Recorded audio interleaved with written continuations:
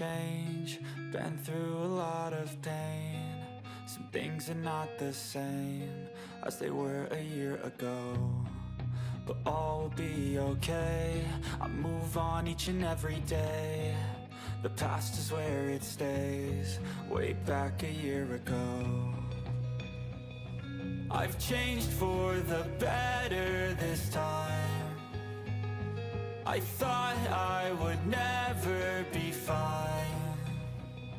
I strive just to say I'm alright, and for the first time in a long time I'm alright.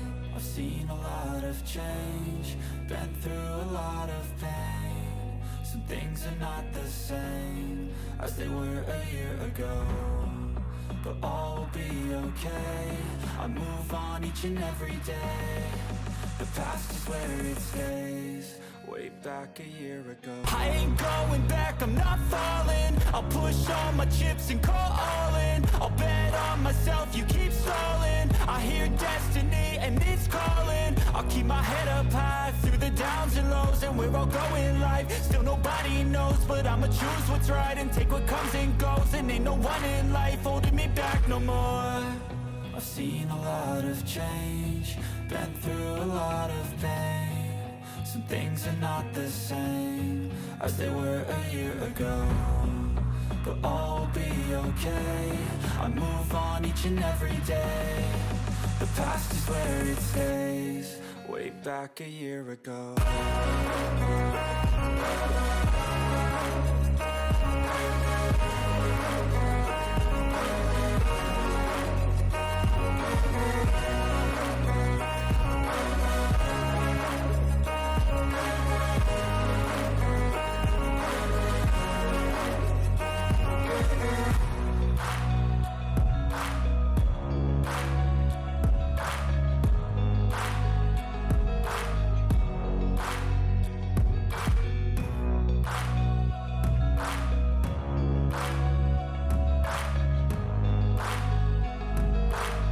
Morning! Good morning!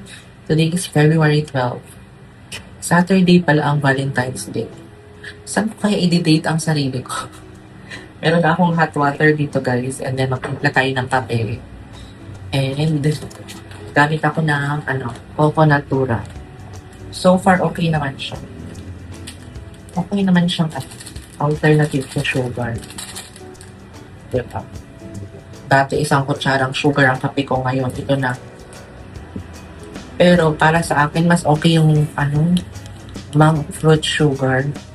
Kaya ito, ubusin ko lang. Tapos, balik ako sa monk fruit sugar.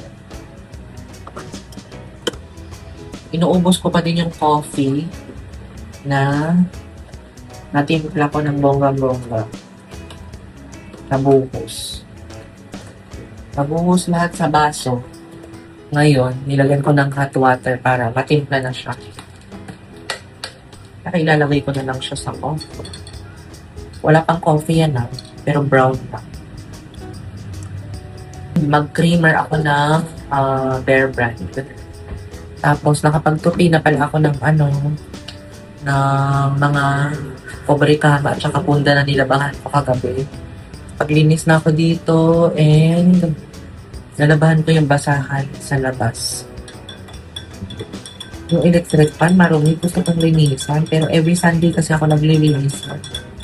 Parang ganda ng kilay ko dyan. I-plan ko lang to guys, ito mag-coffee tayo. Coffee tayo guys. May nag-message sa akin kaninang maga, yung caretaker, sabi. Tanggalin ko daw yung mga slipper ko sa labas and then yung basahan. Hindi naman sa akin yung basahan. Ayun. Nung dumating ako, nandyan na. Meron kasing bombero daw na darating dito, check up ng mga bombero. Kaloka. Bagay lang na-receive mo. Anong connect? Diba? Dadaan lang naman sila sa hallway. Kakainin ba sila ng sinyalas ko? Kaloka kami. Ako na yung natulog na kulang sa tulog at ako'y naantok after ko maglinis. Siguro naka-6 na lampaso ako dito sa sahig. Kasi nga, ang daming buhok buhok ko at saka yung mga alikabok. Hindi ko alam kung bakit maalikabok ngayon. Ang gloomy ng panahon, kung pansin nyo, kapag minsan nag-vlog ako maliwanag, ibig sabihin maaraw. Pero ngayon parang umuulan banda doon, no? Gloomy. Tapos, alam nyo guys, uminom ako ng Tudka. Uminom ako ng supplements na Tudka kasi nga wala na akong gallbladder, di ba? Pero sumasakit pa din. Yung gallbladder, yung, alam mo yung part ng kung saan yung gallbladder, and then maybe the liver. I think I really have kasi I have fatty liver, di ba? I don't know nga kung ano na nangyayari sa aking fatty liver. Kailangan ko na naman bumalik sa doktor. Pero kailangan magpalit ako ng doktor kasi yung doktor ko last time parang they gave me a medicine na it's not good for me, and then I still have the referred pain. It's like, ang sakit pa rin ng balikat ko dito. Super sakit, promise. Alam mo yung parang binugbog. Pero, sometimes, you know, the pain that I have, I am just living with the pain na lang. Alam mo yung mawawala na lang siguro yung pain kapag nawala ka na dito sa mundo. Pero naman talaga, di ba? You can live with the pain. The pain is still there. Parang yung nawalan ka ng boyfriend or namatayan ka ng someone else. The pain is still there, but you can live with the pain. Diba? Coffee tayo, guys. May Bear brand na ito. Masarap talaga. Kahit bawal sa'yo ang milk, go lang. Hindi naman siya bawal. Food to avoid lang. Or mga drinks to avoid. Kasi nga high fats ang mga milk, diba? Kasi kapag wala ka ng gallbladder, nahihirapan na yung i-digest or tunawin yung fats. At nung i-breakfast ko, hindi pa ako nakapag-fita. Fita na nga. Breakfast ako ng fita. So far, so good itong Nesty Cleanse na to.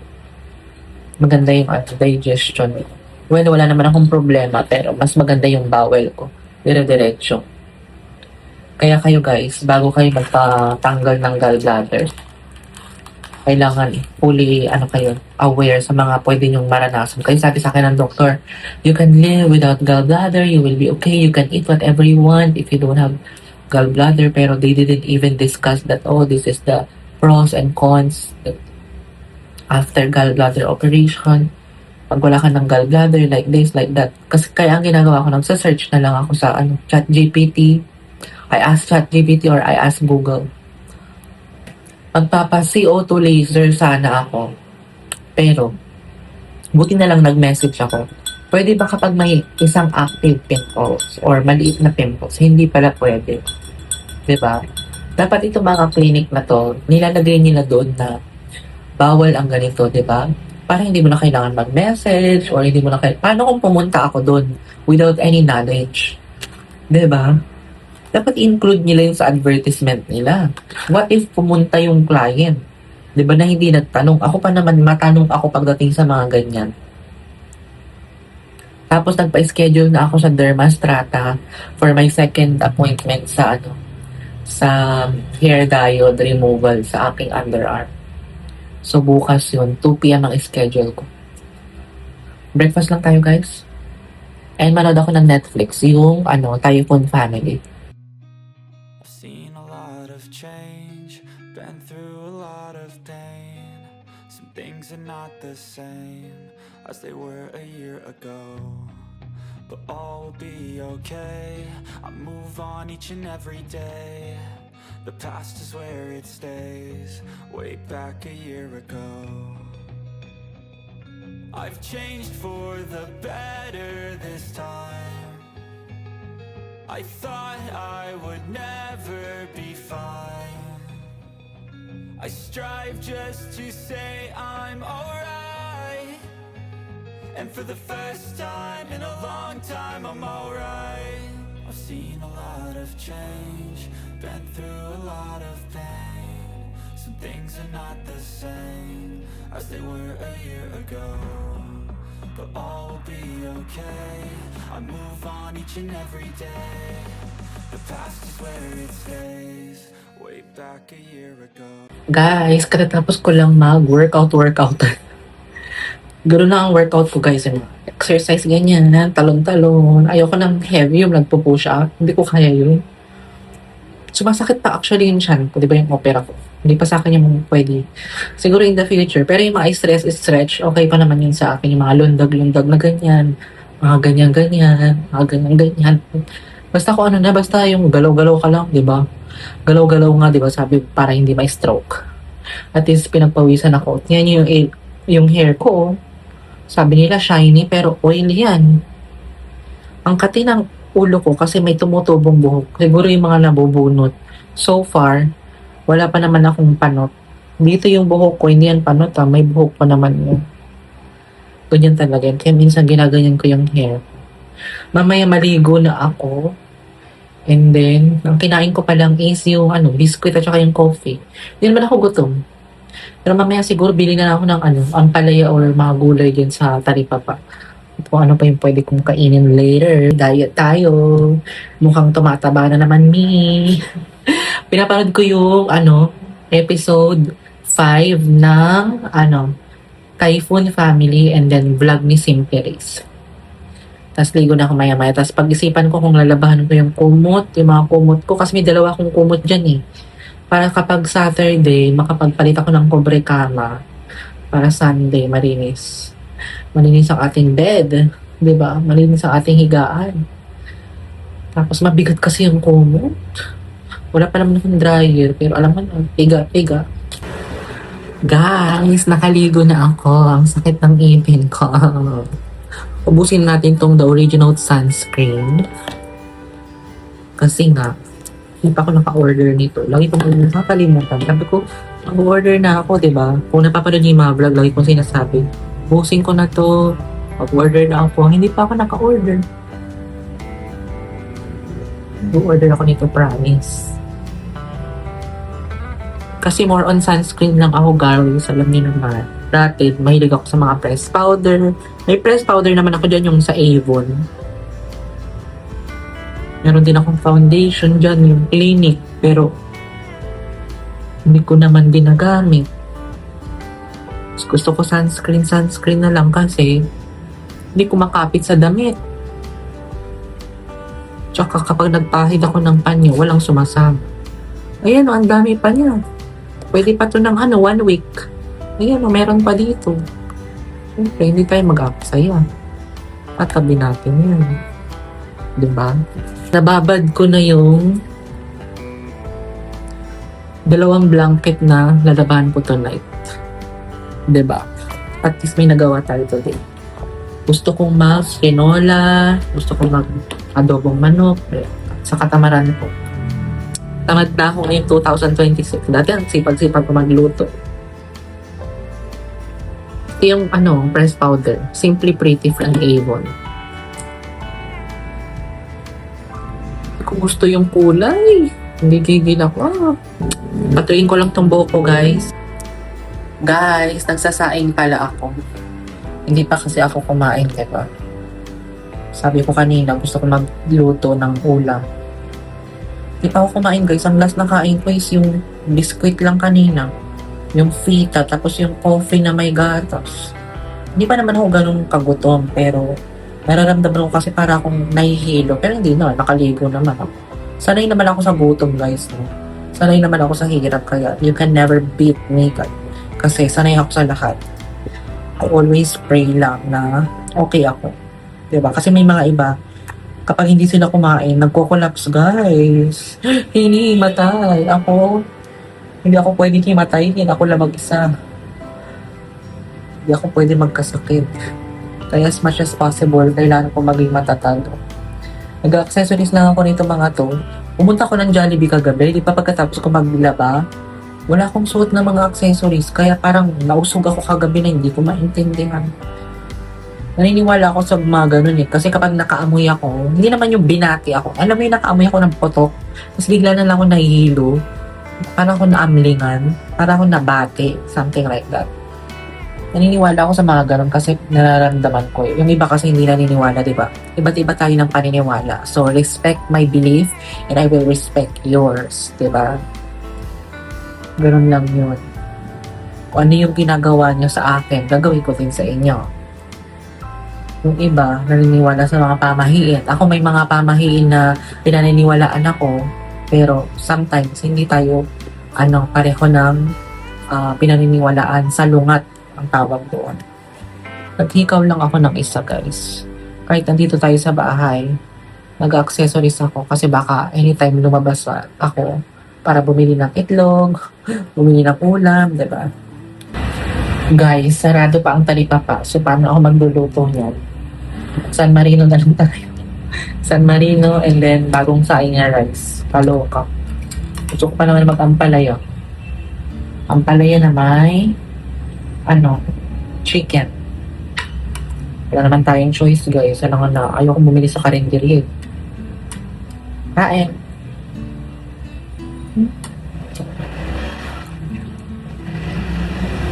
Ito yung hindi manghang, color red.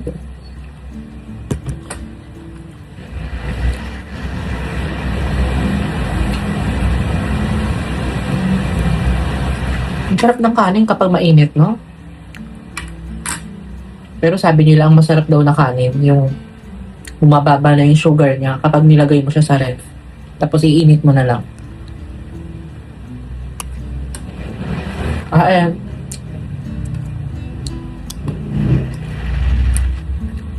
Ang daming sunog ngayon. Nakailang bombero na. Kaya kailangan mag-ingat. Hindi naman dumating yung bombero. Ngayon sabi may bombero daw na inspection. Halo kasi kuya.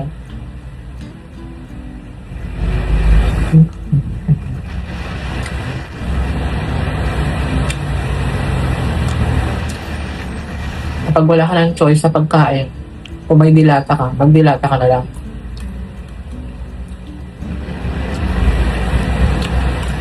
Kaysa magka-ulcer ka, diba? Kain tayo. Guys, nakapag-nap ako siguro mga 30 minutes. Tapos lumabas ako, bumili ako ng egg. 12 pieces na egg. Ang lalaki ng egg, oh. Hindi magkasya dito sa tray. 120. 10 pesos isa. And bumili ako ng 1/4 na atay ng manok. Mag-adobo ako ng atay ng manok. Kasi yan yung iron daw. Source of iron. Maganda.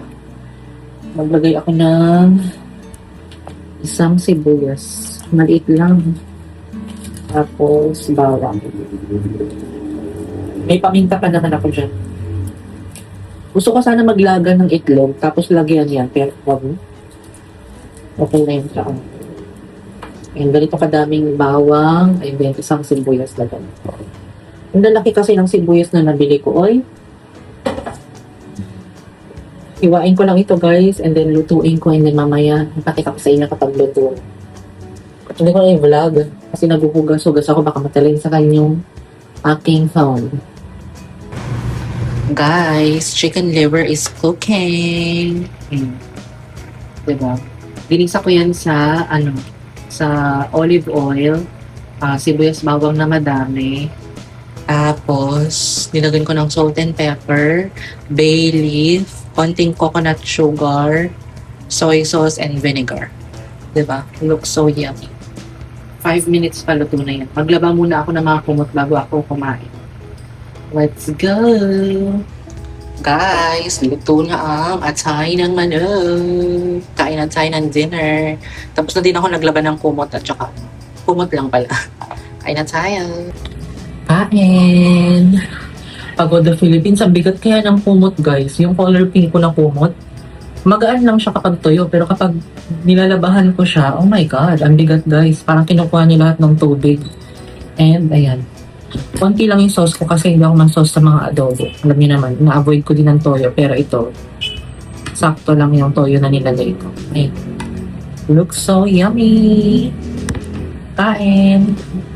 Episode 5 na ako nung, episode 5 pa or episode 6 ng Typhoon Family. Sana maka-episode 7 ako bago ako matulog. Perfect ang lambot.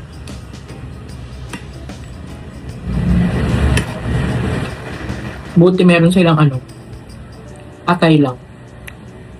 Minsan kasi si ate hindi nagtitinda ng yun eh. ng pure na atay lang. May balon-balunan. Ito, may puso. Okay lang yung puso kasi hindi siya ganun katigas. Yung balon-balunan, hindi ko kaya. Ang tigas. Ang tagal lutuin yan eh. Diba?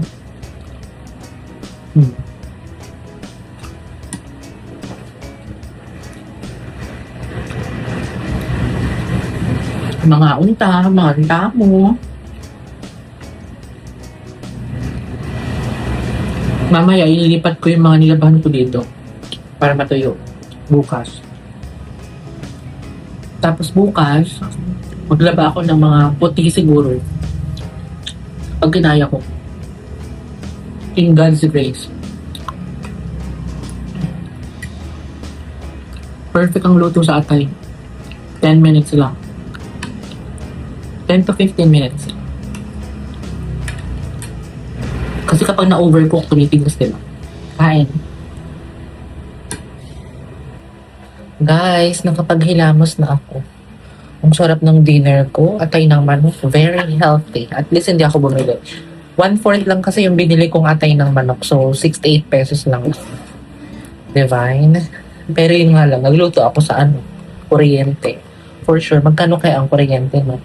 And, nakita ko to sa skincare box ko. Garnier Bright Complete. Vitamin C Water Gel. Fades Dark Spots. 48-hour hydration. Katerno ng aking facial wash. Siyempre, gamitin natin yan.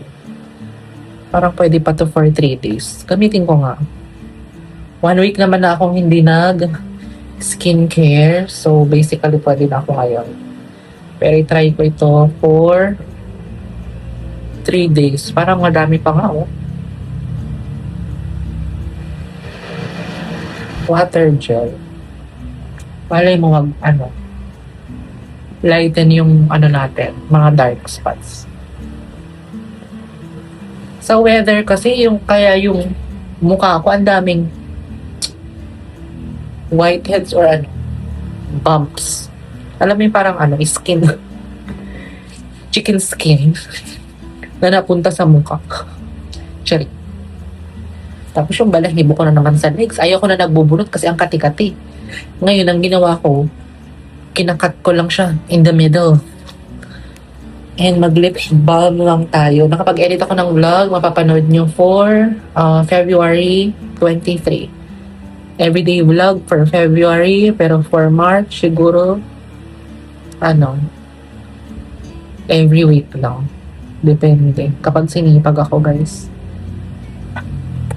Yun nyo naman, hindi naman ako kumikita halos dito sa YouTube. Yung mga affiliate lang, yung mga kiniklik, gano'n. Diba?